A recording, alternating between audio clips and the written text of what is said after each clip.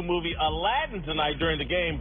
Marcellus, on a scale of 1 to 10, how excited are you to take little Marcellus to see Aladdin? You already know, 10 for that, little man. You know you never had a friend like me, right? Absolutely. Exactly. And Will Smith's going to be the genie. That's going to be amazing. It's going to be live action, not cartoon. So that's going to be exciting to see it in a different version. Fun for it. All right, great. Let's move on. Brian Cox and Bucky Brooks are back. Time for some big stories. Let's start in New York, where the Giants host the Eagles tonight in a showdown with huge implications in the NFC East. The 1-4 Giants are hoping to keep their season alive, but are battling some off-field drama courtesy of Odell Beckham Jr.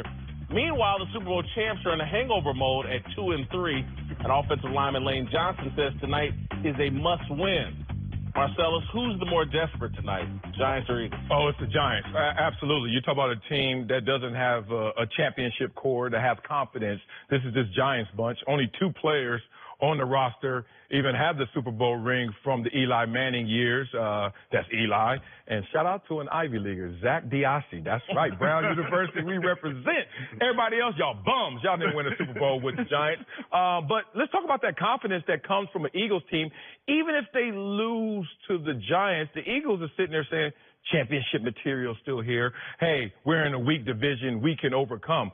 But if the Giants lose, they start to crumble, especially with all the heat and criticism that's coming their way and inspiration, maybe you want to call, from Odell Beckham Jr. Yeah, this is must-win for the Giants bunch. Pat Shurmur in his first year, I just don't see a lot of pressure on the Giants. No expectations coming into the season.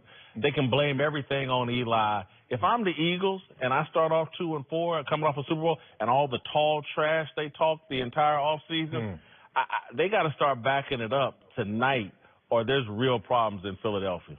I would agree with you. I think when you look at the Super Bowl hangover that we talked about earlier, you're seeing that. You're seeing the offense that's a shell of itself, the defense not playing up the part, the injuries that have occurred with the team.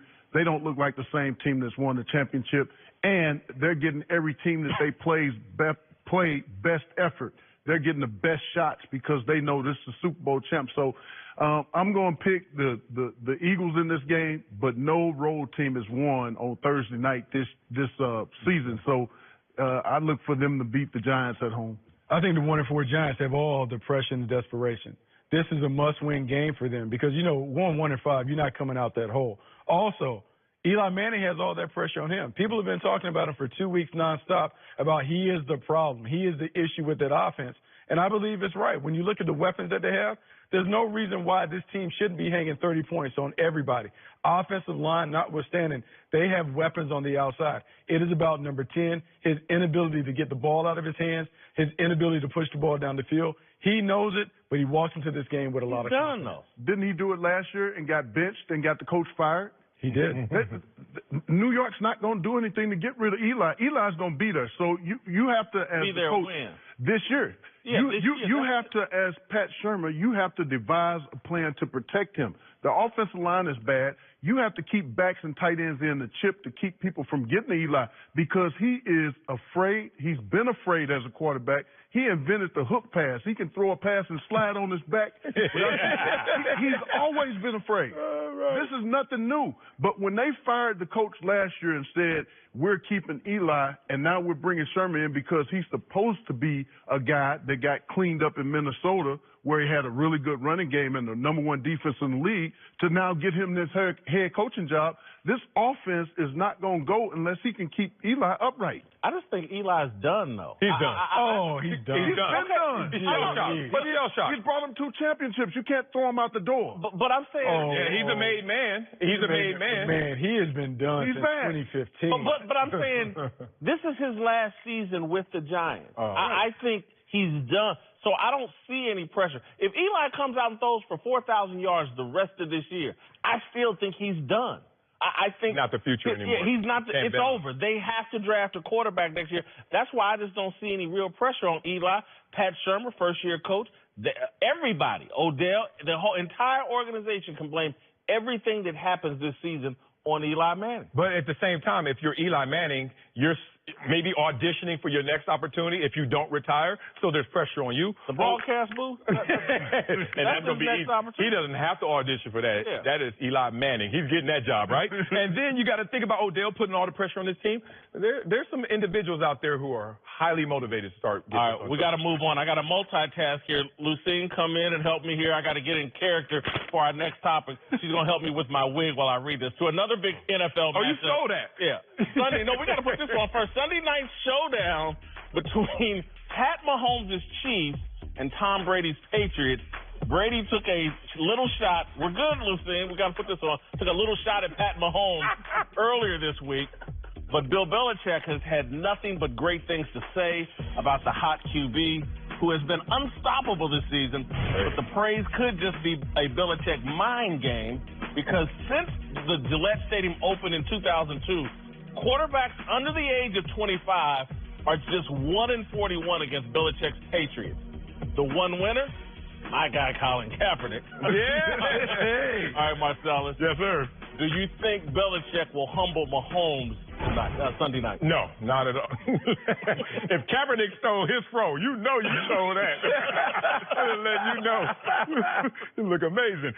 No, he won't humble Mahomes. As Trent Dilfer always says, you can't defend the perfect pass, man. And there are more times than not he throws the perfect pass at the perfect timing, perfect anticipation into the great coverage that's set up by Andy Reid, the genius, and all these weapons. I'm just going to lay this out simply for people. Last year, this team was good, and they walked into New England week 1 and spanked them boys. It was 42-27. They had Alex Smith. And then they had every other weapon that they have now, except now they have Sammy Watkins. Okay, so there's a better offense on paper and a better quarterback. And you spanked this same team last year. Chances are you're going to have some success against them this year. I don't think he gets humbled. I'm going to be quick because I want to hear from Brian. He's coached with the Patriots, or he's a Bill Belichick robot. I want to hear what you have to say. I'm nervous. I got to be honest. The numbers scream Bill Belichick is hell on young quarterbacks.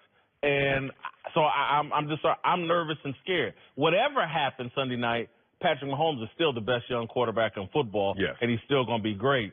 But I am a little scared of Bill Belichick. Well, to Marcellus' point, when you look at the number of points that they hung up last year, they got the same surrounding cast around Mahomes.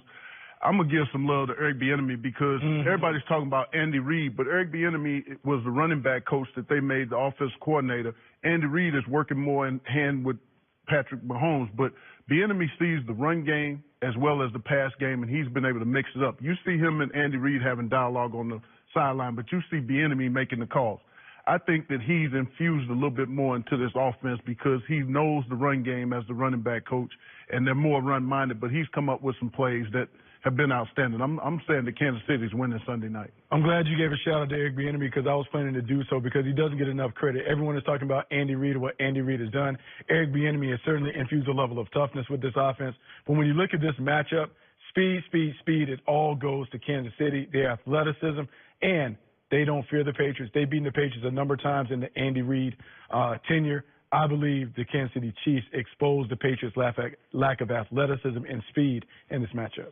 You don't think there's anything to this? I mean, Bill Belichick is dominant against quarterbacks under 25. And he does it, but he doesn't have the horses that can match it with all the speed elements. The only way I can see the Patriots doing this is if they use their offense to be their best defense, meaning they play turtle pace on offense. They control it. We've seen the last couple of weeks they've been running more two-back sets.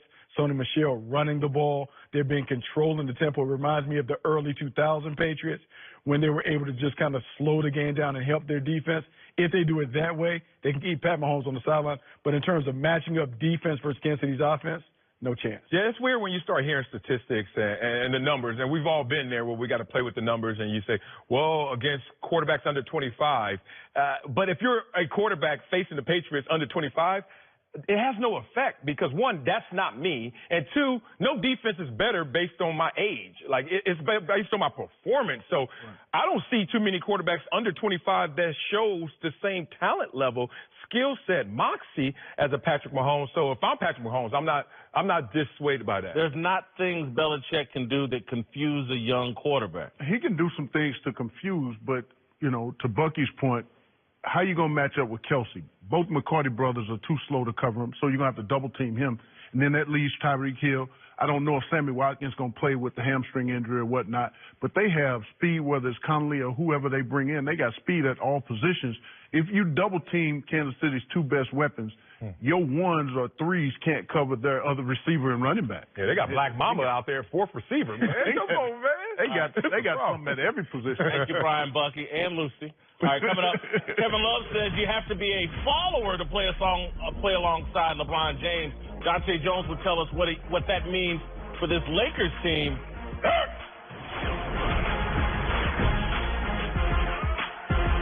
No job, no family, just walk away. It's my number one fantasy. Number one fantasy pick, Don. David